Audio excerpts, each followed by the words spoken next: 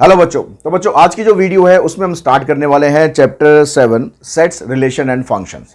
तो sets relation and function की जो बेसिक्स हैं पहले वो हम डिस्कस कर लेते हैं, क्या क्या इसके अंदर बेसिक टर्म्स हैं उनको समझ लेते हैं। उसके बाद जो एक्सरसाइजेज हैं फिर उसको हम इसके बाद करेंगे। तो यहाँ पर इस चैप्टर के अंदर हम पूरा आज पढ़ने क्या वाले हैं। इस चैप्टर के अंदर हम पढ़ेंगे सेट्स के बारे में पढ़ेंगे, सेट का कंसेप्ट पढ़ेंगे, सेट होता क्या है, ठीक है। सेट के अलावा फिर सब सेट क्या होते हैं, टाइप्स ऑफ सेट क्या होते हैं, उसके अलावा रिलेशन, फंक्शन और types of relation and types of function. तो ये सारी चीज़ हम इस सेट्स चैप्टर के अंदर पढ़ने वाले हैं। तो एक एक चीज़ आप ध्यान से समझेंगे, बेसिक्स अगर आप ध्यान से समझेंगे तो सेट्स बड़ा इजी चैप्टर है, बड़े आराम से आप इसके क्वेश्चंस कर सकते हैं। तो सबसे पहले हम चलते हैं कि सेट्स के बारे में, कि सेट्स एक्चुअली होता क्या है, ठीक है, किसको हम सेट कहते हैं। तो सेट का मतलब जैसे कॉमन भाषा में हम यूज़ करते हैं कि सेट किसी चीज़ का सेट बनाना। सेट जैसे डिनर सेट हो गया, जैसे बुक सेट हो गया, जैसे पेन सेट हो गया। तो किसी भी चीज़ को इकट्ठा करके एक इकट्ठा करना मतलब उसी को हम सेट बोलते हैं। लेकिन जब मैथमेटिक्स में बात करते हैं तो सेट्स में थोड़ा सा आपको टेक्निकल टर्म्स ध्यान रखनी है कि सेट्स क्या होता है। Sets is a well defined collection of object होता है। अब ये वेल डिफाइंड का मतलब क्या है, यहाँ पर वेल डिफाइंड का मतलब सीधा सीधा बिल्कुल सिंपल वर्ड्स में अगर हम बात करें कि वेल डिफाइंड का मतलब यहाँ पर ये है कि जब भी हम कलेक्शन बनाएं तो वो कलेक्शन ऐसी हो, चाहे उसको मैं बनाऊं या आप बनाएं, हमारा रिजल्ट जो है वो सेम आना चाहिए। अगर रिजल्ट हमारा एक भी एलिमेंट उसमें डिफरेंट हो गया तो इसका मतलब वो सेट नहीं है, तो इसका मतलब वो प्रॉपरली डिफाइंड नहीं है, वेल डिफाइंड नहीं है। अगर वो वेल डिफाइंड होगा तो चाहे आप एलिमेंट आप लिखें चाहे मैं लिखूं, एलिमेंट मतलब जो उसके अंदर हम जो भी चीज़ें लिखेंगे उनको बोलते हैं एलिमेंट्स, ठीक है। तो आप लिखो या मैं लिखूं या कोई और थर्ड पर्सन लिखे, वो बिल्कुल सेम आएंगे। ऑर्डर आगे पीछे हो सकता है, जैसे 1 2 मैंने लिखा, आपने 2 1 लिख दिया, वो चल जाएगा, ठीक है, उसकी कोई दिक्कत नहीं है, लेकिन होने वही चाहिए। अगर एक भी एलिमेंट में कह रहा हूँ डिफरेंट हो गया तो इसका मतलब वो वेल डिफाइंड नहीं है, वो सेट नहीं है। तो यही डेफिनेशन यहाँ पर ये कह रहा है कि set is defined to be collection of well defined distinct objects. Distinct objects इसलिए बोल रहे हैं यहाँ पर क्योंकि जब हम सेट्स के अंदर लिखते हैं तो नॉर्मली हम रिपीट नहीं करते हैं। मान लो एक वैल्यू 1 है, वो दोबारा भी आ रही है तो दोबारा आपको उसको लिखने की ज़रूरत नहीं है, आपने एक बार 1 लिख दिया इनफ है, दोबारा लिखने की ज़रूरत नहीं है। कैसे लिखेंगे वो भी हम आगे डिस्कस करेंगे। दिस कलेक्शन में बी लिस्टेड और described, each object is called an element of the set. जो भी हम सेट के अंदर लिखेंगे, जो भी ऑब्जेक्ट्स लिखेंगे उनको हम क्या बोलते हैं, उनको बोलते हैं elements. We usually denote set by the capital letter and their elements by the small letter. जब भी हम सेट को रिप्रेजेंट करेंगे तो कैपिटल लेटर से डिनोट करेंगे हमेशा।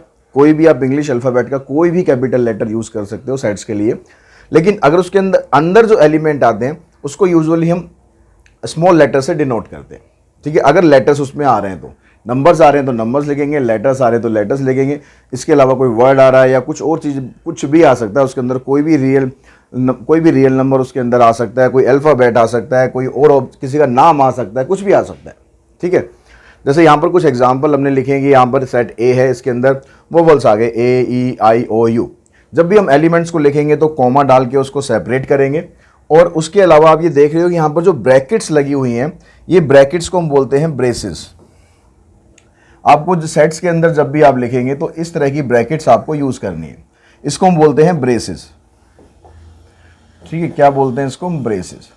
अगर आप नॉर्मल ब्रैकेट लगाते हो, अगर आप ये ब्रैकेट लगाते हो, अगर आप ये ब्रैकेट लगाते हो तो ये सेट के लिए रिप्रेजेंट नहीं होती, ये सेट कंसीडर नहीं होगा। ये चीज़ ध्यान रखेंगे, हमेशा यही वाली ब्रैकेट आपको यूज़ करनी है सेट को रिप्रेजेंट करने के लिए, ठीक है। कॉमा लगा के उनको सेपरेट करेंगे तो इस तरीके से सेट को आप लिख सकते हैं।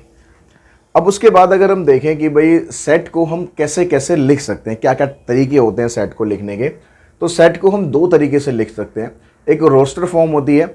रोस्टर फॉर्म का मतलब जैसे आपने इसके अंदर एलिमेंट्स लिखे, जैसे ये हमने लिखे, ये एलिमेंट्स लिखे, ठीक है। इसमें हमें डिस्क्राइब नहीं करना, हमें उसकी वैल्यूज़ लिखनी है एक तरह से कि भाई इसके अंदर क्या आने वाला है। तो उसको हम क्या बोलते हैं, इसको बोलते हैं रोस्टर फॉर्म या फिर ब्रेसेस फॉर्म, ठीक है। आप दूसरा जो तरीका होता है सेट्स को लिखने का, जैसे आपने ये लिखा हुआ है, इसको हम बोलते हैं सेट बिल्डर फॉर्म या फिर अलजेब्रिक फॉर्म या फिर रूल मेथड, ठीक है। Set builder form, algebraic form या फिर रूल मेथड। रूल मेथड इसलिए क्योंकि इसमें एक रूल डिस्क्राइब किया जाता है कि आपको उसके अंदर लिखना क्या है, ठीक है। जैसे यहां पर अब कह रहा है कि सेट ए क्या है, the set of vowels in the alphabet. जो अल्फाबेट्स हैं उनके अंदर से जो वोवल्स हैं आपको वो लिखने हैं, इसने डिस्क्राइब कर दिया, इसने एक रूल बना दिया। तो ये हो गया आपके पास सेट बिल्डर फॉर्म। और जब इसका आंसर था हमारे पास क्या, ए ई आई ओ यू, ये क्या बन गई इसकी रोस्टर फॉर्म। ऐसे यहाँ पर क्या है, ये 2 4 6 8 10 इवन नंबर है, ये क्या रोस्टर फॉर्म है। इसको अगर हम इसमें लिखेंगे सेट बिल्डर में, तो the set of even numbers between 2 and 10 both inclusive, मतलब 2 और 10 के बीच में उन दोनों को इंक्लूड करके जितने भी इवन नंबर्स आते हैं वो आपको लिखने हैं। तो जब आप उसको डिस्क्राइब करते हैं तो सेट बिल्डर फॉर्म होगी, जब आप उसको एलिमेंट लिखते हैं, अलग अलग करके लिखते हैं, तो वो बन गई आपकी रोस्टर फॉर्म। उसके बाद अगर हम बात करें कि सेट के अंदर कह रहा है कि सेट में कंटेन ईदर ए फाइनाइट और an infinite number of terms, मतलब किसी सेट के अंदर फाइनाइट टर्म्स भी हो सकती हैं जिनको आप काउंट कर सकते हैं, इनफाइनाइट नंबर ऑफ टर्म्स भी हो सकती है। इनफाइनाइट नंबर ऑफ टर्म्स मतलब जिसको आप काउंट नहीं कर सकते, जैसे हमने लिखा सेट ऑफ नेचुरल नंबर। अब सेट ऑफ नेचुरल नंबर अगर हम लिखने बैठेंगे तो बहुत सारे नेचुरल नंबर होते हैं, 1 2 3 up to dash dash dash dash dash dash, चलते जाओ जितना मर्जी चलते जाओ। तो ये हो गया आपके पास इनफाइनाइट फॉर्म। अगर इसको हम बाउंड कर देते कि भाई set of natural number less than 10, तो उसके अंदर क्या होता है 1 से लेकर 9 तक आप नंबर लिख देते, तो वो बाउंड हो गया, काउंटेबल हो गया, फाइनाइट हो गया। तो जब आप काउंट कर सकते हो उसे तो वो फाइनाइट हो गया, और जब आप काउंट नहीं कर सकते हो तो इनफाइनाइट हो गया। The members of a set are usually called elements, ये ऑलरेडी हम डिस्कस कर चुके हैं। And this A is an element and we write A belongs to A. ये बड़ा इंपॉर्टेंट चीज है कि जो एलिमेंट्स होते हैं उस एलिमेंट्स को आप रिप्रेजेंट जब करते हैं, जब आप ये बताते हैं कि किसी सेट के अंदर ये एलिमेंट आ रहा है या नहीं आ रहा है, तो उसके लिए हम सिंबल यूज करते हैं ये वाला बिलोंग्स टू। तो यहाँ पर इसने लिखा है ऐसे ए स्मॉल ए क्योंकि इसके अंदर है, और सेट का नाम है ए बिलोंग्स टू ए, मतलब ये जो स्मॉल ए है ये इसके अंदर आ रहा है। इसका कहने का मतलब ये है कि ए यहाँ पर एज ए एलिमेंट इसका एक पार्ट है। सेट ए क्या है, सेट एक सेट है पूरा, उस सेट के अंदर एक एलिमेंट है। तो जब भी आपको एलिमेंट को रिप्रेजेंट करना है तो आपको हमेशा लिखना है बिलोंग्स टू का साइन। और अगर मान लो कोई आप ऐसा अल्फ़ाबेट लिख रहे हो जो इसके अंदर नहीं है, मान लो मैं कहूँ कि एच, अब एच तो इसके अंदर है नहीं, तो उसको लिखेंगे H doesn't belongs to A, H इसके अंदर नहीं है, तो ये साइन होता है बिलोंग्स टू का। अगर एलिमेंट है उसके अंदर तो बिलोंग्स टू लगा देंगे, अगर एलिमेंट्स नहीं है तो डजंट बिलोंग्स टू लगा देंगे। अब दूसरी बात क्या है इसके अंदर ध्यान रखनी है, मान लो आपके पास जैसे हमारे पास ये एक सेट दे रखा है ए बी। अब ए बी जो हमारे पास एलिमेंट है, ये दोनों के दोनों एलिमेंट यहाँ पर भी प्रेजेंट है। तो अगर मैं यहाँ पर ये कहूँ कि भाई ये वाले जो एलिमेंट है ये इस सेट के अंदर है, तो हम इसको बोलते हैं सबसेट। अगर हम यहाँ पर जैसे यहाँ पर एक एग्जांपल इसने ले रखा है, यहाँ पर कह रहा है कि 3 is a proper subset of 2 3 5। 3 जो है इसका एक प्रॉपर सबसेट है। प्रॉपर सबसेट और सबसेट में क्या डिफरेंस होता है, थोड़ा सबसेट के और डिटेल में ज़रा डिस्कस कर लेते हैं। मान लो हमारे पास कोई सेट है 1 2 3, ठीक है, और हमने देखा कि भाई हमारे पास एक सेट आ गया बी, इसके अंदर एलिमेंट है 2, तो ये जो 2 एलिमेंट है ये इसके अंदर भी है। अब इसके अंदर भी है तो इसका मतलब हम ये लिख सकते हैं B is a subset of A, यानी बी के जो एलिमेंट है ना वो सारे के सारे ए के अंदर प्रेजेंट है। तो हम ये कह सकते हैं कि B is a subset of A, B A का सबसेट है। या फिर हम इसको अगर ए के हिसाब से बताना चाहें तो हम ये कह सकते हैं कि A is a super set of B. ये किसके लिए सिंबल होता है, ये होता है सुपर सेट के लिए, और ये होता है सबसेट के लिए। तो किसी सेट के जो एलिमेंट है किसी दूसरे सेट के अंदर आते हैं, सारे के सारे एलिमेंट आने चाहिए, तो इसका मतलब हम ये कह सकते हैं कि ये वाला सेट इस दूसरे वाले सेट का सबसेट है। अब यहाँ पर ऐसा भी होता है कई बार ऐसा होता है कि मान लो आपके पास ए तो आपके पास हो गया 1 2 3, और बी आ गया, ये भी आ गया 1 2 3। तो हमने देखा कि भाई बी के सारे एलिमेंट ए के अंदर हैं, तो हम ये कह सकते हैं कि बी ए का सबसेट है। लेकिन साथ साथ हम यहाँ पर ये भी तो कह सकते हैं कि बी आल्सो इक्वल्स टू ए। जब दो सेट आपस में इक्वल होते हैं तो उनके बीच में आप इक्वल्स टू का साइन भी लगा सकते हो। सेट इक्वल तब होते हैं जब उसके सारे के सारे एलिमेंट एक जैसे हों। ऑर्डर आगे पीछे हो सकता है, यहाँ 1 2 3 लिखा है, यहाँ 3 2 1 लिखा है, ऑर्डर आगे पीछे हो सकता है, लेकिन एलिमेंट सारे सेम होने चाहिए। तो अगर हम ये कहते हैं कि बी ए का सबसेट है या फिर इसके इक्वल है, तो इसका मतलब हम ये बताना चाह रहे हैं कि यहाँ पर जो एलिमेंट है ना, ये दोनों के अंदर सेम नंबर ऑफ एलिमेंट है। तो यहाँ पर हम ये कह सकते हैं कि B is a subset of A, but हम ये नहीं कह सकते B is a proper subset of A. Proper subset यहां पर हो सकता है क्योंकि यहां पर जो एलिमेंट है 2, यहां 2 के अलावा और भी एक्स्ट्रा एलिमेंट हैं। तो जब एक्स्ट्रा एलिमेंट होते हैं किसी सेट के अंदर तो वो प्रॉपर सबसेट हो सकता है। अगर एक्स्ट्रा एलिमेंट नहीं है, दोनों के अंदर सेम नंबर ऑफ एलिमेंट है, तो सबसेट हो सकता है, सिर्फ प्रॉपर सबसेट नहीं हो सकता। तो जैसे यहां पर कह रहा है कि भाई ये 3 ब्रेसेस के अंदर लिखा हुआ है 3 is a proper subset of 2 3 5, तो हम कहेंगे बिल्कुल है, क्योंकि 3 यहां पर 3 के अलावा 2 भी है और 5 भी है, तो हम कहेंगे कि भाई 3 is a proper subset of this. But 1 2 is not a subset of this. 1 2 इसका सबसेट नहीं है क्योंकि इसके अंदर 2 तो है लेकिन 1 नहीं है, तो 1 इसका सबसेट, 1 2 इसका सबसेट नहीं है। उसके बाद देखिए, उसके बाद हम बात करते हैं एक बड़े इंपॉर्टेंट सेट की जिसको हम बोलते हैं नल सेट। नल सेट आप इसे कह सकते हैं, आप इसे वॉइड सेट कह सकते हैं, आप इसे एम्प्टी सेट कह सकते हैं, मतलब जिसके अंदर कुछ भी ना हो। यहाँ पर जिसके अंदर कुछ भी नहीं है वो बहुत इंपॉर्टेंट रोल प्ले करता है क्वेश्चन सॉल्व करने में। ठीक है, तो हम उसको डिनोट किससे करते हैं? हम उसको डिनोट करने के लिए सिंबल यूज़ करते हैं फाई। ठीक है, ये सिंबल हम यूज़ करते हैं फाई, ग्रीक लेटर होता है। ठीक है, थोड़ा सा इसमें डंडा ऐसे हो गया, इसको सीधा रखना है आपको, ऐसे फाई। तो हम जो वॉइड सेट होता है, ठीक है, इसको आप नल सेट भी बोल सकते हो, वॉइड सेट भी बोल सकते हो, एम्प्टी सेट भी बोल सकते हो।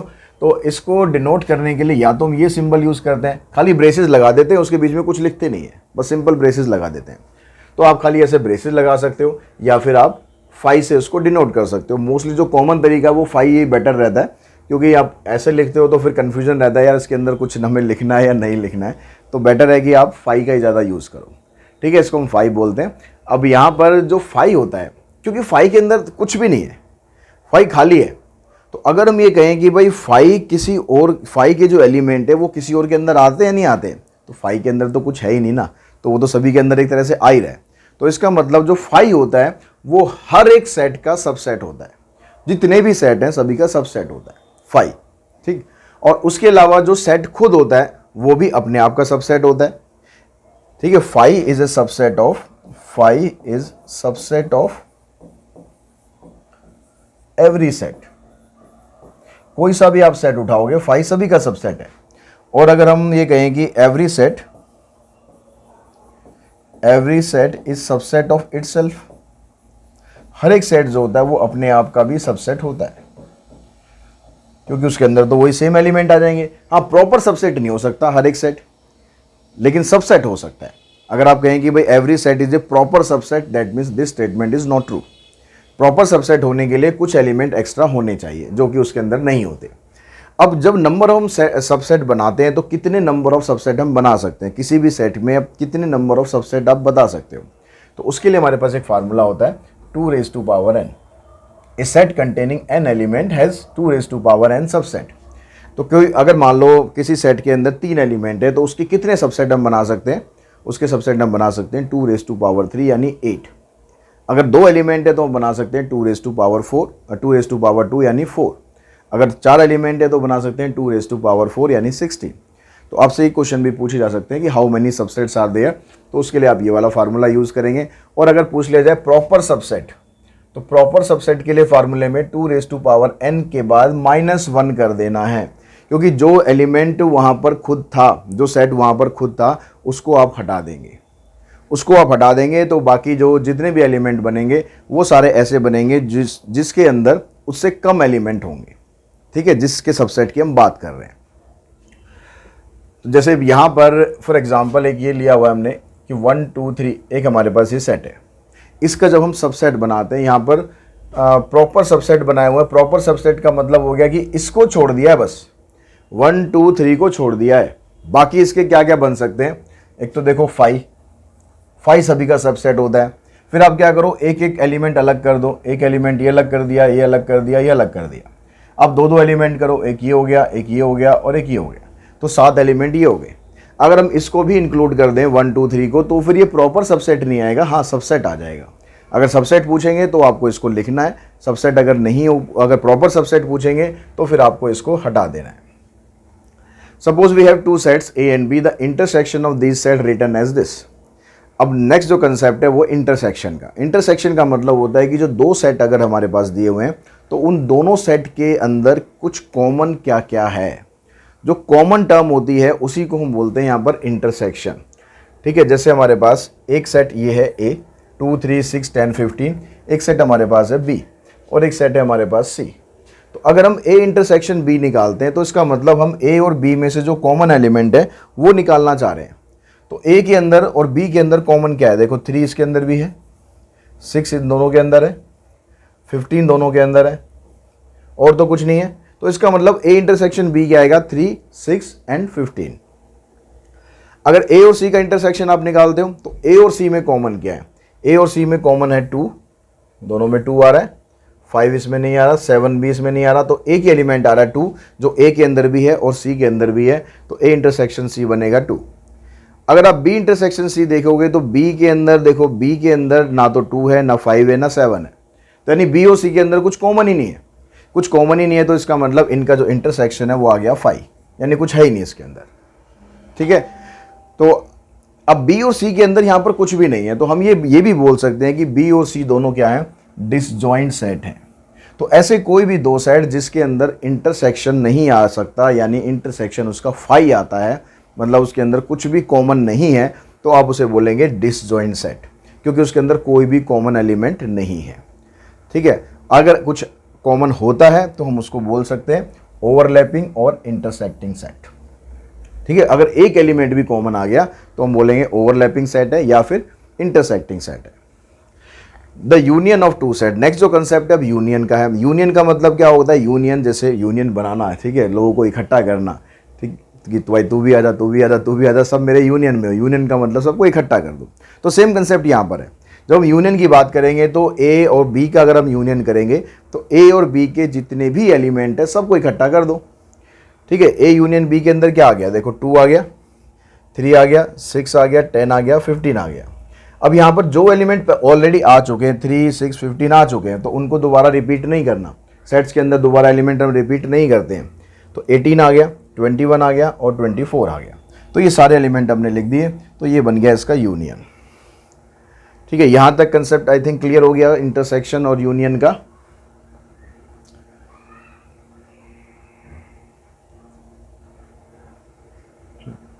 उसके बाद अगर हम बात करें, ये कहता है कि a set which has at least one element is called a non empty set. मतलब कम से कम एक एलिमेंट भी अगर हो गया तो उसको हम बोलते हैं non empty set. Thus the set, braces के अंदर एक टर्म लिखिए 0, तो ये 0 का मतलब यहाँ पर एक एलिमेंट आ गया 0, एज ए 0 एक एलिमेंट है, तो ये नॉन एम्प्टी सेट है, ये एम्प्टी सेट नहीं है। कहीं आप देखोगे भाई इसके अंदर 0 लिखा हुआ है सर, तो ये तो नॉन एम्प्टी, ये तो एम्प्टी सेट होगा, ये एम्प्टी नहीं है। एम्प्टी ये तब होगा जब खाली ब्रेसिस लगे होंगे, कुछ भी नहीं होना चाहिए, कुछ भी 0 भी नहीं होना चाहिए इसके अंदर। अगर आपने इसके अंदर 0 कर दिया तो इसका मतलब 0 यहाँ पर एज ए एलिमेंट आ गया, तो ये नॉन एम्प्टी सेट बनेगा। तो it has only one element से 0। ठीक है, तो किसी भी सेट के अंदर सिर्फ अगर एक ही एलिमेंट होता है तो उसको हम बोलते हैं singleton set. Only one element, कोई भी हो सकता है, ज़रूरी नहीं कि 0 ही हो, कुछ भी हो सकता है। अगर मैं इसके अंदर 1 लिख दूं तो ये सिंगलटन सेट है, 2 लिख दूं, 10 लिख दूं, कुछ भी लिखूं, एक एलिमेंट होना चाहिए, तो उसको बोलते हैं सिंगलटन सेट। इक्वल सेट, ये ऑलरेडी जैसे हमने डिस्कस किया कि कोई भी दो सेट इक्वल तभी होते हैं जब उनके सारे के सारे एलिमेंट आपस में इक्वल हो। ऑर्डर आगे पीछे हो सकता है, जैसे मर्जी आप लिख सकते हो ऑर्डर को, लेकिन एलिमेंट सेम होने चाहिए। अगर नंबर ऑफ एलिमेंट सेम होते हैं तो उसको हम बोलते हैं इक्विवेलेंट सेट। यहां पर नहीं दिया हुआ, इक्विवेलेंट सेट। तो अगर सेट ए के अंदर एन ए का मतलब number of element in set A equals to number of element in set B. अगर नंबर ऑफ एलिमेंट सेम होते हैं तो इक्विवेलेंट सेट होता है। अगर पूरी की पूरी वैल्यू सारी की सारी सेम हो जाती हैं तो फिर वो इक्वल सेट होता है। आप ये कह सकते हो कि every equal set is an equivalent set, but every equivalent set is not an equal set. हर एक इक्वल सेट इक्विवेलेंट हो सकता है, लेकिन हर एक इक्विवेलेंट सेट इक्वल नहीं होगा। ठीक, जो नेक्स्ट कंसेप्ट है हमारा वेन डायग्राम, इसको हम डिस्कस कर लेते हैं। वेन डायग्राम क्या होता है? वेन डायग्राम में हम क्या करते हैं, इसको हम, इसका एक दूसरा नाम भी है इलर वेन डायग्राम। ठीक है, इलर और वेन नाम दोनों मैथमेटिशियन थे जिन्होंने ये कंसेप्ट दिया था, इसलिए दोनों के नाम पर है, पर अब कॉमनली हम वेन डायग्राम यूज़ करते हैं नॉर्मल। तो अब वेन डायग्राम के अंदर क्या होता है कि एक आपको पूरा का पूरा एक यूनिवर्सल सेट दिया जाता है। यूनिवर्सल सेट मतलब जिसके अंदर सब कुछ आता है। ठीक है, अब उसके अंदर डिपेंड करता है कि आप जिस सेट को रिप्रेजेंट कर रहे हो वो किस तरीके से आपको रिप्रेजेंट करना है। अगर खाली एक सेट है तो आपने एक सर्कल बना दिया, यहाँ पर ये सेट पी आ गया, ठीक है, और ये पूरा का पूरा आप यूनिवर्सल सेट है। यहाँ पर हमारे पास देख रहे हैं जैसे दो सेट है, दो अलग अलग सेट है P और Q, तो यहाँ पर ओवरलैपिंग सेट है, तो एक दूसरे को हमने ओवरलैप करके बना दिया। तो जो इसमें हमें आंसर शो करना होता है उसको हमें शेड करना है। जैसे यहाँ पर इसने इसको पूरे को शेड कर रखा है, यहाँ पर ये सिर्फ जो बीच वाला पार्ट है ये डार्क शेड हो रहा है। तो ये जो बीच वाला पार्ट है ये क्या हमारे पास इंटरसेक्शन है, कि A और B का यानी P और Q का जो दोनों का कॉमन पार्ट है वो ये वाला पार्ट है। ठीक, अगर हम सिर्फ इस पार्ट की बात करें या सिर्फ इस पार्ट की बात करें तो ये क्या होता है, ये होता है डिफरेंस ऑफ सेट। अब डिफरेंस ऑफ सेट के अंदर हम इसको हम ऐसे लिख सकते हैं, अगर ये पूरा P सेट हम कंसीडर कर रहे हैं, ये Q कर रहे हैं, तो ये वाला पार्ट होता है P माइनस Q। ठीक है, ये वाला पार्ट क्या होता है P माइनस Q, और ये वाला पार्ट होता है Q माइनस P। यानी इस P के अंदर से आपने ये जो Q वाले एलिमेंट है, जो इंटरसेक्शन वाला पार्ट है, ये हटा दिया, और इधर से आपने Q माइनस P में से आपने ये वाला हटा दिया, तो आपके पास ये वाला पोर्शन बचा। तो इसको हम डिफरेंस ऑफ सेट को ऐसे रिप्रेजेंट करते हैं। तो अगर हमारे पास कोई एलिमेंट है, मान लो एक हमारे पास सेट है P, ये सेट है हमारे पास P, इसमें है 1 2 3, और एक सेट है हमारे पास Q, इसके अंदर है 2 3 5। तो अगर हमसे डिफरेंस पूछ लिया P माइनस Q, तो हम क्या करेंगे, सिर्फ P के एलिमेंट लिखेंगे, लेकिन हम P के वो एलिमेंट लिखेंगे जो दोनों में कॉमन आ रहे हैं, उनको छोड़ देंगे सिर्फ, लेकिन लिखने आपको सिर्फ P के हैं। ठीक है, जैसे P में क्या है 1 2 3 था, तो 1 हमने लिखा, 2 3 नहीं लिखेंगे क्योंकि 2 3 तो Q के अंदर भी आ गए, जो दोनों में कॉमन आ गए वो नहीं लिखने, तो P माइनस Q आ जाएगा 1 के बराबर। ऐसे अगर आप Q माइनस P लिखेंगे तो आपको इसमें सिर्फ Q के एलिमेंट लिखने हैं। Q के एलिमेंट में 2 था, वो कॉमन आ रहा है, उसको छोड़ देंगे, 3 को छोड़ देंगे, सिर्फ 5 को लिखेंगे। ठीक है, तो ये हमारे पास आ गया डिफरेंस ऑफ सेट। अब जो वेन डायग्राम को हम आगे रिप्रेजेंट करेंगे तो डिपेंड करेगा कि आगे क्या कंडीशन आपको दी हुई है, उसके हिसाब से हम इसको रिप्रेजेंट करते हैं। अब यहाँ पर जो NA यूनियन B है, यूनियन B का मतलब हो गया कि A भी है और B भी है, सारा कुछ हमने इकट्ठा करना है। अब सारा कुछ इकट्ठा करना है तो हमारे पास वेन डायग्राम से समझते हैं, हमारे पास एक फार्मूला यहाँ बन जाता है, ये NA union B equals to NA plus NB minus NA intersection B। अब ये फार्मूला देखो क्यों बन रहा है ऐसा, NA का मतलब तो ये वाला पार्ट हो गया, ये NA हो गया, मतलब A के जितने भी एलिमेंट है वो सारे आ गए। अगर हम B की बात करें तो ये वाला पोर्शन जो है ये B का हो गया। अब आप देख रहे हो कि इसमें एक पोर्शन ऐसा है जो दोनों में कॉमन दोनों में आ रहा है, ये ग्रीन वाली लाइंस में भी आ रहा है, रेड वाली लाइंस में भी आ रहा है, मतलब ये बीच वाला पोर्शन 2 बार आ रहा है। और यूनियन का मतलब क्या है, यूनियन का मतलब है ये सारा लिखना है हमें, तो लेकिन ये वाला पोर्शन 2 बार आ रहा है, तो इसको हम एक बार यहाँ पर माइनस कर देते हैं। तो इस तरह से ये वाला हमारा फार्मूला बनता है NA plus NB minus NA intersection B। यहाँ पर A और B दो डिसजॉइंट सेट हैं, डिसजॉइंट सेट है तो मतलब उनका इंटरसेक्शन 0 हो जाएगा, उसके अंदर कॉमन कुछ भी नहीं होगा। तो एक सेट अलग, दूसरा सेट अलग, दोनों बिल्कुल अलग अलग अपनी अपनी दुनिया में है, यहाँ पर दोनों के अंदर कुछ भी कॉमन नहीं है। अगर 3 सेट हमारे पास आते हैं तो उसी तरीके से 3 सेट वाला भी हम फार्मूला बना देते हैं। ये हो गया P union Q union R।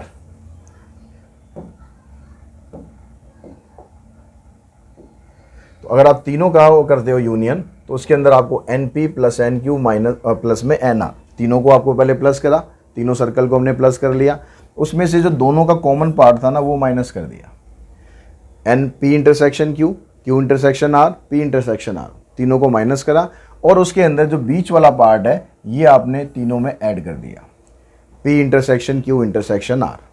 तो ये 3 सेट अगर होते हैं तो ये फार्मूला हमारा बनता है। ठीक है, अब इसके अलावा हम यहाँ पर अगर ये कह रहा है कि P Q R ये तीनों के तीनों डिसजॉइंट सेट हैं, डिसजॉइंट सेट है मतलब तीनों अलग अलग हैं बिल्कुल, यहाँ P है, यहाँ Q है, यहाँ R है, किसी का किसी से कोई लेना देना नहीं है। तो इसका मतलब NP प्लस NQ प्लस में NR, इन तीनों का अगर आप सम करोगे तो ये बन जाएगा इसका यूनियन। ठीक है, अब यहाँ पर सारा जो कंसेप्ट था सेट का वो हम डिस्कस कर चुके हैं। अब हम बात करते हैं यहाँ पर एक्सरसाइज की, एक्सरसाइज 7th A। तो अब यहाँ पर कह रहा है आपसे फर्स्ट पार्ट में the number of subset of the set 2 3 5। Number of subset, number of subset का फार्मूला था 2 रेज़ टू पावर n। तो यहाँ पर n कितना है आपके पास 3 है, तो 2 रेज़ टू पावर अगर हम 3 करेंगे तो आ जाएगा आपके पास 8, यानी ऑप्शन बनेगा इसका B। ठीक है, सेवन्थ ए का जो फर्स्ट क्वेश्चन है उसका ऑप्शन बना हमारा बी। उसके बाद नेक्स्ट क्वेश्चन पे चलते हैं। The number of subset of set containing an element, number of subset बोल रहा है खाली, प्रॉपर नहीं बोल रहा है, तो हमारे पास आंसर बनेगा 2⁻n, ये इसका फार्मूला होता है। उसके बाद देखो थर्ड क्वेश्चन में the null set, null sets हम किसको रिप्रेजेंट करते हैं। यहाँ पर फाइव के ऊपर ब्रेसेस लगा हुआ है, फाइव के ऊपर ब्रेसेस नहीं लगाते हैं, ठीक है, तो वो नल सेट नहीं होगा। अगर हमने 0 लिख दिया तो वो नल सेट नहीं है, उसके अंदर एक एलिमेंट आ गया। तो हमने यहाँ पर देखा कि हमारे पास तीसरा जो ऑप्शन है उसमें लिखा है 5, और हम नल सेट को 5 से ही रिप्रेजेंट करते हैं। ए दिया हुआ है, बी दिया हुआ है, आपको लिखाना है ए इंटरसेक्शन बी, यानी ए और बी का इंटरसेक्शन जो दोनों का कॉमन पार्ट है। तो कॉमन पार्ट दोनों में क्या है, देखो 2 इसके अंदर नहीं है, 3 इसके अंदर नहीं है, 5 इसके अंदर नहीं है, 7 भी इसके अंदर नहीं है, मतलब कॉमन कुछ नहीं है दोनों में, कॉमन कुछ नहीं है, तो इसका मतलब नल सेट आ गया। ये लिखना, ये नहीं, 5 के ऊपर ब्रेसेस नहीं लगाना, फिर मैं रिपीट कर रहा हूँ, ठीक है। यहाँ पर सिर्फ आपने यहाँ पर खाली ब्रेसेस लगाए हुए, ये नल सेट है, ये खाली सेट है, तो इसका आंसर बनेगा आपका फोर्थ का ए। फिफ्थ में कहता है कि द सेट एक्स, अब ये x को आगे रिप्रेजेंट कर रहा है, such that x is greater than 0 less than 5, represent the set when x may take an integral value only. तो इसमें से कौन कौन सी इंटीग्रल वैल्यू इसको रिप्रेजेंट करेंगे, 0 से बड़ी 5 से छोटी। तो 0 से बड़ी 5 से छोटी मेरे ख्याल ये आएगी तीन चारों, 1 2 3 4, ठीक है, क्योंकि इसके अंदर 0 आ रहा है, 0 में नहीं चाहिए, यहाँ पर साइन सिर्फ ग्रेटर देन का है और यहाँ पर लेस देन का है, तो हमारे पास जो ऑप्शन बी है वो इसी को जस्टिफाई कर रहा है। क्वेश्चन नंबर 6 पे चलते हैं। तो 6 में कहता है the set this can be written as, अब यहाँ पर ये जो सेट है इसको हम कैसे लिख सकते हैं, कैसे लिख सकते हैं, क्या यहाँ पर हमें दिखाई दे रहा है कि जो नंबर है ना आपके पास वो 0 से लेकर 10 तक है और 2 2 का गैप है, 2 4 6 8 10, मतलब इवन नंबर है। तो हम उसको लिख सकते हैं ऐसे 2x, लेकिन x की वैल्यू कहाँ से स्टार्ट करनी है, यहाँ पर कह रहा है x की value greater than 0, greater than 0 मतलब 1 आ जाएगी। तो 1 अगर लेंगे तो पहली वैल्यू हमारी बनेगी 2, लेकिन यहाँ पर तो 0 भी है, तो हम इसको नहीं ले सकते। यहाँ पर भी ग्रेटर देन 0 है तो इसको भी नहीं लेंगे। यहाँ पर इक्वल्स टू का साइन भी है, यानी 0 आप लो, 0 आप लेंगे तो ये वैल्यू आएगी, 1 लेंगे तो ये वैल्यू आएगी, 2 लेंगे, 3 लेंगे, 4 लेंगे, 5 तक आप लेंगे तो आपके पास ये वैल्यू आ जाएगी। तो ऑप्शन बनेगा इसमें आपका सी। 7th क्वेश्चन पे चलते हैं। 7th में अब 7 से लेकर 10 तक आपको ये डाटा यूज़ करना है। P आपको दिया हुआ है, Q आपको दिया हुआ है, यूनिवर्सल सेट भी एक दिया हुआ है। तो cardinal number of P intersection Q, cardinal number मतलब number of set, number of elements. तो यहाँ पर P इंटरसेक्शन Q आप निकाल लो पहले तो P इंटरसेक्शन Q हमारे पास क्या बनेगा, यानी P और Q का कॉमन। तो P और Q में कॉमन हमारे पास क्या है, तो देखो यहाँ पर 1 कॉमन है, 1 आ गया, 3 आ गया, और बस ये दोनों के अंदर कॉमन है P और Q के अंदर। तो कितने एलिमेंट बने आपके पास, 2 एलिमेंट बने, तो कार्डिनल नंबर क्या हुआ, 2 आ गया। तो 7th का ऑप्शन बनेगा B. The cardinal number of P union Q, union के अंदर क्या आ रहा है, यूनियन के अंदर A और P और Q दोनों के सारे एलिमेंट लिखने हैं आपको। तो P के पहले लिख लो सारे, 1 2 3 5 और 7, और Q के अंदर 1 आ चुका है, दोबारा नहीं लिखना, 3 आ चुका है, दोबारा नहीं लिखना, 6 10 और 15। तो कितने एलिमेंट हुए, 1 2 3 4 5 6 7 8, तो कार्डिनल नंबर बनेगा इसका 8। क्वेश्चन नंबर 9 में देखो यहाँ पर है एन पी कॉम्प्लीमेंट, ये कॉम्प्लीमेंट का साइन है। कॉम्प्लीमेंट का मतलब क्या था कि कॉम्प्लीमेंट के अंदर आपको वो एलिमेंट लिखने होते हैं यूनिवर्सल में से छाटने हैं आपको। P और Q का देखो कंपैरिजन करो, ये P है और ये आपके पास यूनिवर्सल सेट है, तो आपको P के इन एलिमेंट को छोड़कर बाकी जो बचेगा वो सब P का कॉम्प्लीमेंट है। तो यहाँ पर देखो 1 2 3 5 7 को छोड़ दो, 1 2 3 5 और 7 को छोड़ो तो 4 6, फिर उसके बाद 8 9 10, ये सारे आपको लिखने हैं, कहाँ तक, 15 तक। तो ये कितने एलिमेंट बन गए, तो यहाँ पर हमने लिखा था पहले 4, 1 2, उसके बाद ये 3 4 5 6 7 8 9 10, 10 एलिमेंट आ रहे हैं इसके अंदर, तो इसका ऑप्शन बनेगा आपका ए। फिर नेक्स्ट 10th में कहता है Q का कॉम्प्लीमेंट, तो Q का कॉम्प्लीमेंट वही, Q वाले छोड़ दो, बाकी सारे लिख लो। तो बाकी सारे कितने बनेंगे आपके पास, देखो 1 को छोड़ोगे, 1 को छोड़ देते हैं और 3 को छोड़ देते हैं, 6 को छोड़ देते हैं, 10 को छोड़ देते हैं और 15 को छोड़ देते हैं। बाकी जो बचे वो कितने हैं? 1 2 3 4 5 6 7 8 9 10। तो इसका भी आंसर 10 आ गया। तो 10th का ऑप्शन बनेगा आपका बी। उसके बाद नेक्स्ट क्वेश्चन पे चलते हैं, क्वेश्चन नंबर 11। 11 में कहता है the set of cube of the natural number. अगर आप नेचुरल नंबर का क्यूब करते हैं तो उससे जो हमारे पास सेट बनकर आएगा वो कैसा होगा। अब नेचुरल नंबर इन्फिनाइट होते हैं, कोई लिमिट तो इसने दी नहीं है कि भाई यहाँ तक नेचुरल नंबर लेने हैं, तो उनका क्यूब करेंगे तो वो भी इन्फिनाइट ही रहेगा, वो फाइनाइट तो हो नहीं सकता। तो इसका मतलब ऑप्शन बनेगा 11th का बी। उसके बाद क्वेश्चन नंबर 12th पे चलें तो 12th में कहता है the set 2 raised to power x and x is any positive rational number. बस कोई लिमिट नहीं दी, बस ना बोला कि x is any positive rational number. तो भैया रैशनल नंबर तो इतने हैं कि हम गिनती करते करते मर जाएंगे, पर गिनती खत्म नहीं होगी। तो बहुत सारे रैशनल नंबर हैं, तो इसका मतलब जो सेट आएगा वो भी इन्फिनाइट ही आएगा, फाइनाइट नहीं आएगा। 1 माइनस 1 की power x for all integral x is the set. अब यहाँ पर कह रहा है कि भाई 1 माइनस 1 की पावर x। अब -1 की पावर अगर आप x करते हो, x की जगह क्या है, x की जगह वो क्या कह रहा है, फॉर ऑल इंटीग्रल x, मतलब सारे इंटीजर, कोई भी इंटीजर नेगेटिव भी हो सकता है, इंटीजर पॉजिटिव भी हो सकता है। तो अगर मैं इसमें, या देखो पहला एलिमेंट क्या है हमारे पास 1 माइनस, फिर -1 की पावर अगर मैं इवन नंबर में कर दूं, कोई भी इवन नंबर कर दूं, तो इसकी वैल्यू क्या आएगी, ये प्लस हो जाएगा। तो इसकी वैल्यू बनेगी आपके पास 1 माइनस 1। अगर -1 की पावर इवन होगी तो आंसर क्या आएगा, उसका 1 आएगा खाली। और यहाँ पर ये 1 है, ये माइनस है और ये पूरा 1 हो जाएगा, तो 1 माइनस 1 क्या आएगा, 0। तो एक एलिमेंट आपका ये बनेगा जब पावर इवन नंबर में होगी। अगर पावर इसकी ऑड नंबर में हुई तो क्या होगा, यहाँ पर कोई भी ऑड नंबर हुआ, ठीक है, 3 हुआ, 5 हुआ, 7 हुआ, 1 हुआ, तो ये क्या रहेगा, माइनस में रहेगा। तो 1 माइनस ये रहेगा माइनस में, तो ये माइनस मिलकर प्लस बन गए, 1 + 1, ये आ गया आंसर 2। तो आंसर 0 आ सकता है, आंसर 2 आ सकता है, लेकिन इसके अलावा क्या और भी आ सकता है, इंटीग्रल है तो 0 भी तो हो सकता है ना, -1 की पावर 0 भी हो सकती है, लेकिन 0 से भी कुछ फर्क और तो पड़ेगा नहीं, क्योंकि अगर मैं इसकी पावर 0 करूंगा तो ये 1 के बराबर हो जाएगा। 1 के बराबर हो जाएगा तो मतलब 1 माइनस 1, तो भी आंसर 0 आएगा। यानी आप कोई भी वैल्यू x की रखोगे तो इसके अंदर आपके दो ही आंसर बन सकते हैं, या तो 0 आंसर आएगा या 2 आंसर आएगा। तो इसका मतलब 13 का आंसर बनेगा सी। क्वेश्चन नंबर 14 देखते हैं।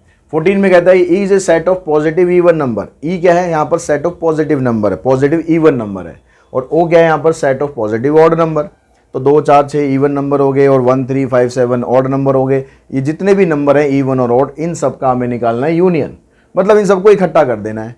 अब भाई इन सबको इकट्ठा करोगे तो क्या बनेगा, क्या सेट बनेगा हमारे पास ऑप्शन क्या है, होल नंबर। होल नंबर नहीं बन सकता क्योंकि 0 आ गया इसमें, 0 उसमें नहीं आएगा, नेचुरल नंबर आएगा।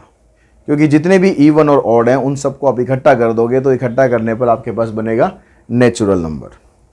तो 14 का आंसर बनेगा हमारा बी। उसके बाद चलते हैं 15 पर। R is the set of positive rational number, सिर्फ पॉजिटिव रैशनल नंबर है। And E is the set of real number. और इसके अंदर क्या है, पॉजिटिव रैशनल, और ई के अंदर क्या है, सेट ऑफ रियल। अब रियल के अंदर तो सारे नंबर आ जाते हैं, चाहे पॉजिटिव हो चाहे नेगेटिव हो, सारे के सारे आ जाते हैं। तो इसका मतलब हम ये कह सकते हैं कि R is a subset of E. R is a subset of E, क्योंकि रियल के अंदर सारे नंबर आ गए, पॉजिटिव रैशनल नंबर भी आ गए, नेगेटिव रैशनल नंबर भी आ गए, इंटीजर भी आ गए, फ्रैक्शन भी आ गए, नेचुरल भी आ गए, होल भी आ गए, सब आ गए यार। तो R is a set of subset of E. उसके बाद 16 क्वेश्चन देखते हैं। 16 में कहता है if n is the set of natural number and i is the set of positive integer. n जो है नेचुरल नंबर का सेट है। नेचुरल नंबर स्टार्ट होते हैं 1 से, ठीक है, 1 से स्टार्ट होंगे। और i क्या है, i is the set of positive integers. अब पॉजिटिव इंटीजर्स भी तो 1 से स्टार्ट होते हैं, ठीक है, 1 2, क्योंकि जो 0 होता है उसको तो आप पॉजिटिव नेगेटिव लेते नहीं, वो तो भैया न्यूट्रल है, दोनों तरफ है, ना वो पॉजिटिव है ना वो नेगेटिव है। तो i का मतलब भी यही है 1 2 3 4 5 6 7, और जो नेचुरल नंबर है वो भी यही होते हैं 1 2 3 4 5 6 7। तो इसका मतलब क्या हुआ, जो n और i है दोनों इक्वल सेट हैं, दोनों की वैल्यू इक्वल है। क्वेश्चन नंबर 17, क्वेश्चन नंबर 17 में कहता है यहाँ पर कि E is the set of isosceles triangle. E हमारे पास एक आइसोसेलेस ट्राइंगल का सेट है, यानी जिसकी दो साइड इक्वल होती हैं। And E is the set of equilateral triangle, और E एक ऐसा सेट है जिसकी तीनों साइड बराबर होती हैं। तो जब दो साइड बराबर वाले जो हम इस ट्राइंगल की बात कर रहे हैं और तीन जिसकी साइड है वो बराबर की बात कर रहे हैं, तो जो दो साइड वाला जो ट्राइंगल है वो ऑटोमेटिकली उसके अंदर आ गया, क्योंकि अगर तीनों साइड बराबर है तो दो साइड तो बराबर है ही ना, तभी तो तीसरी साइड भी बराबर होएगी। बिना दो साइड ही बराबर हुए तो तीसरी साइड तो बराबर हो नहीं सकती। तो E is the set of I is the set of E, subset of I is the subset of I is the subset of E। तो 17 का आंसर बनेगा A।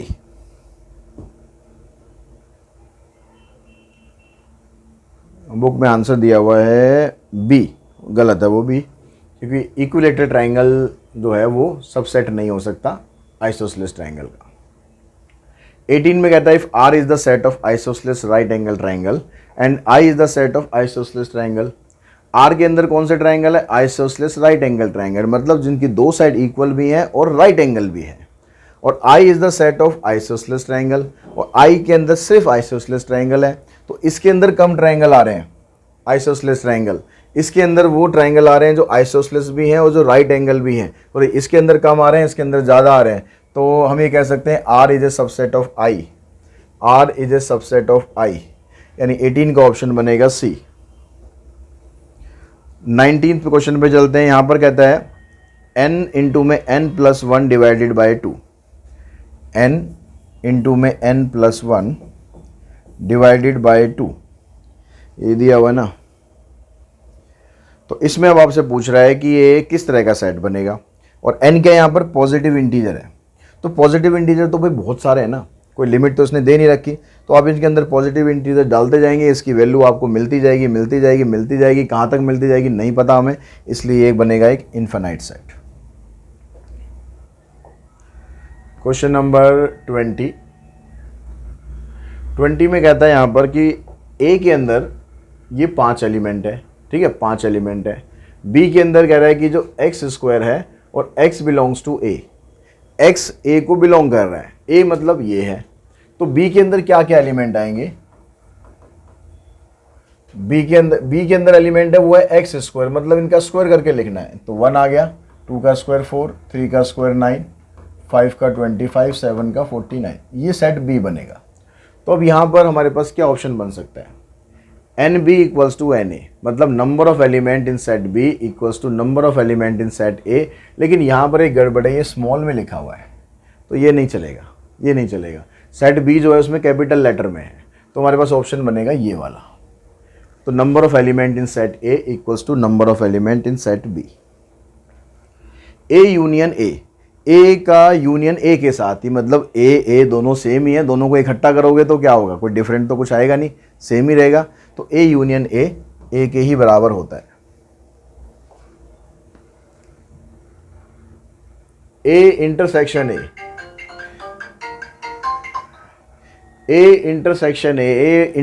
A मतलब दोनों के साथ हम कॉमन करते हैं।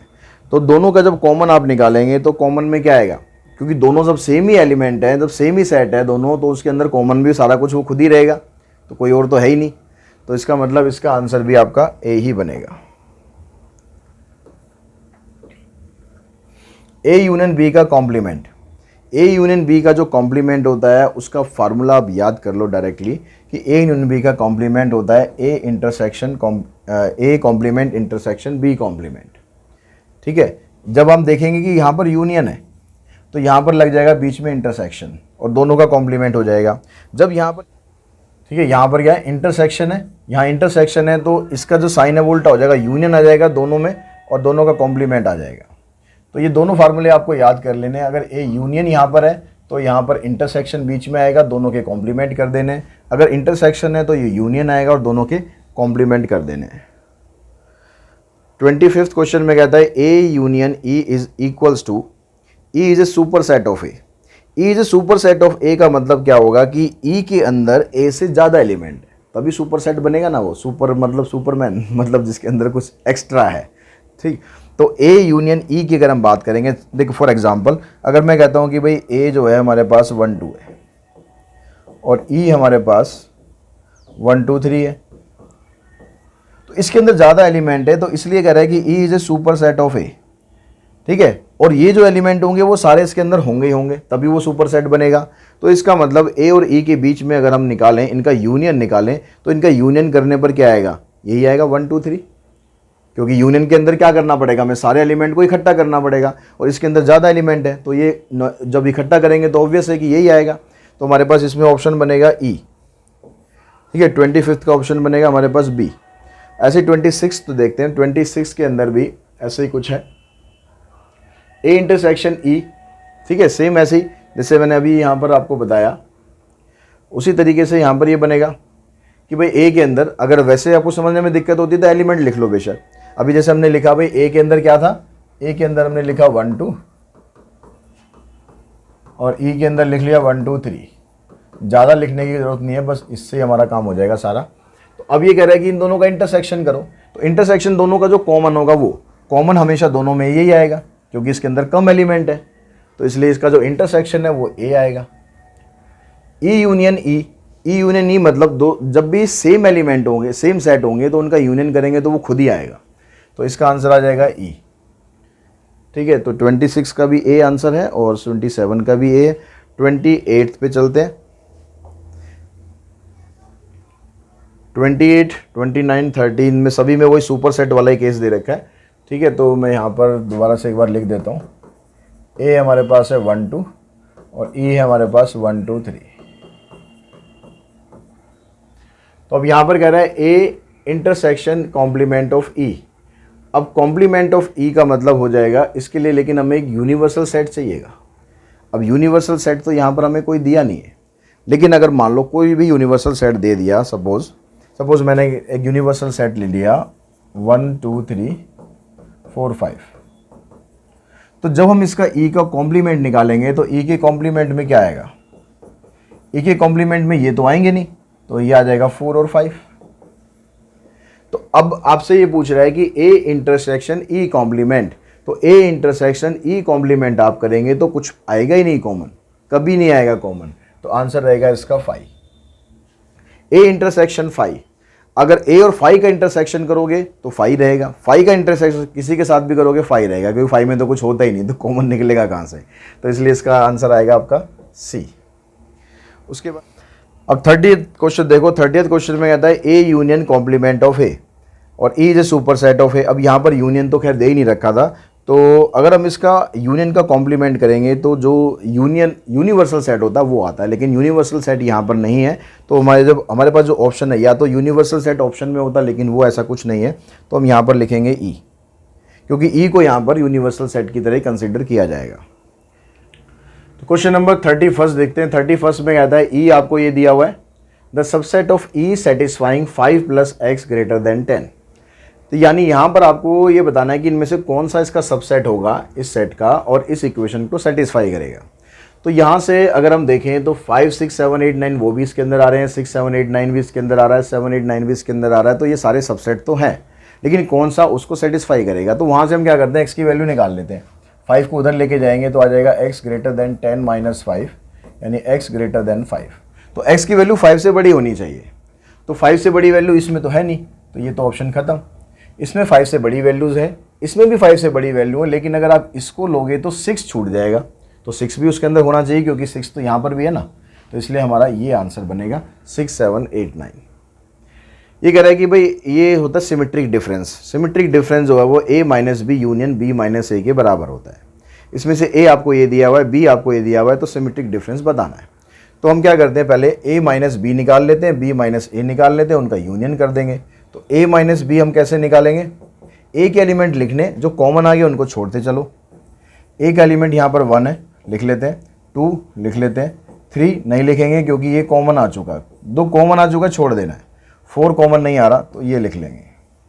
और b - a करेंगे तो b के एलिमेंट लिखने 5 7, जो कॉमन आ रहा है उसको छोड़ दो।